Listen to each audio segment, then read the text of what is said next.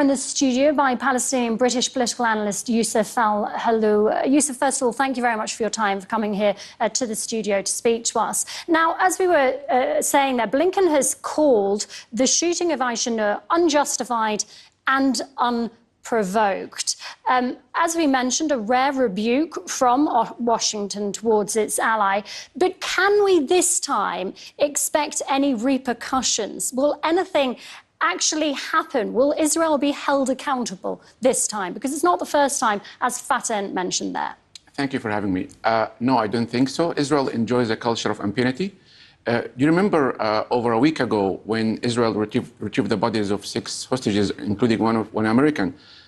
Biden himself, the whole American media made a noise about this. And I don't think, because Israel has killed this activist, I don't think Israel will ever be held accountable. So Israel will not be deterred. She's not going to be the last one.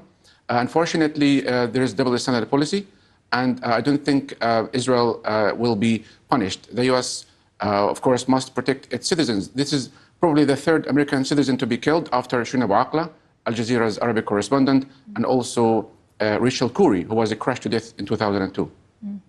And what else came from that meeting between U.S. Secretary of State Antony Blinken and Foreign Secretary David Lammy with regards to the war in Gaza? Because they did discuss this potential ceasefire deal, the U.S. brokered ceasefire deal. Where are we at with that now? What came from their meeting on that? I think there are 3 main key issues on Blinken's agenda while in London. First is to lecture the UK on how to fight the US's proxy wars in the world. And also, this is very important, to make Putin looks the bad guy, not Netanyahu. Second point is to urge the UK and make sure it does intervene in case Israel was attacked by Iran or its proxies, and to pledge unlimited support to Israel. Number 3 is to remind PM Starmer, the leader, the prime minister of the Labour government, to stick to the same position of the former conservative government, which is to combat any efforts by the ICJ to issue arrest warrants against Netanyahu and to hold Israel responsible because Israel was accused of committing genocide. But on the day Blinken arrived to London, Israel committed a massacre and killed over 40 Palestinians and injured 100 others. And unfortunately, Israel enjoys this impunity. So what's expected from Blinken and David Lammy is to say no to impunity to Israel and to make sure that civilians are not killed on a daily basis. This genocide has entered now, it's 12 months in a row. I don't think the U.S. has ever been, took a position of an honest peace broker.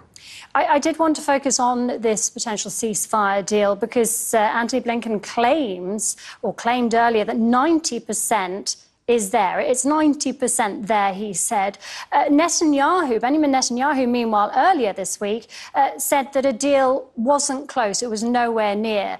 Why is it that the messaging from these 2 allies differs so much? They don't seem at all aligned when it comes to this potential ceasefire deal, and this isn't the first time. So why is that? Well, it's well known that Israel, the one party that is sabotaging any effort to reach this ceasefire agreement. And the UK knows that Netanyahu is playing games.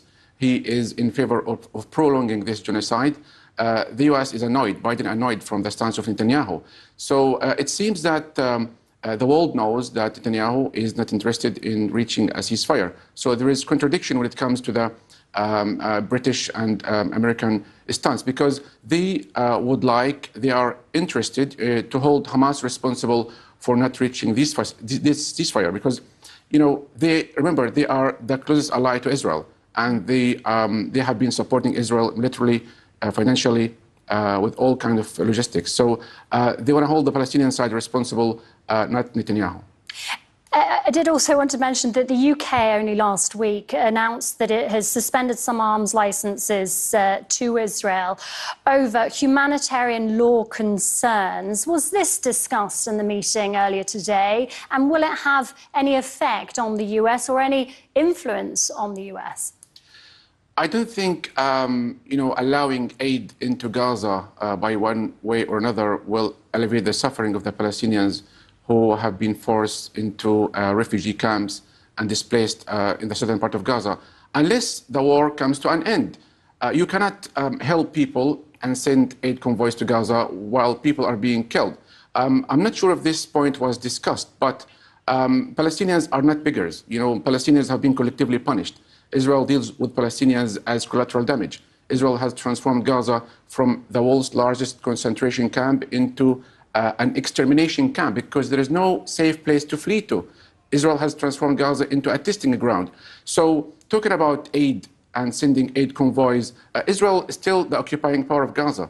So restrictions must be lifted, and also Israel must stop attacking international staff, because yesterday they stopped a UN convoy, WHO convoys, because they keep claiming that Palestinians are trying to go back from south to the north. The aid that was dropped into Gaza by the parachutes, it was an insult because so many people lost their lives while trying to get what can they hold of. And by the way, some of the aid convoys are being stolen by thugs because there is no authority. There is no de facto situation power on the ground, because Israel has sabotaged the infrastructure in Gaza, and Israel is interested in causing chaos and panic. Do you believe, Youssef, that we're anywhere near a potential ceasefire deal here? I do not think so. Netanyahu enjoys impunity, and because he keeps bragging that he is seeking revenge against the bad guys in Gaza. But as a matter of fact, the moment this war comes to an end, he will face corruption scandals and will go to jail. So he's interested to drag the feet of the U.S. into a larger conflict with Iran. Youssef, we really appreciate your time. Thank you very much for coming here to talk to us at TRT World. Youssef Al-Halou.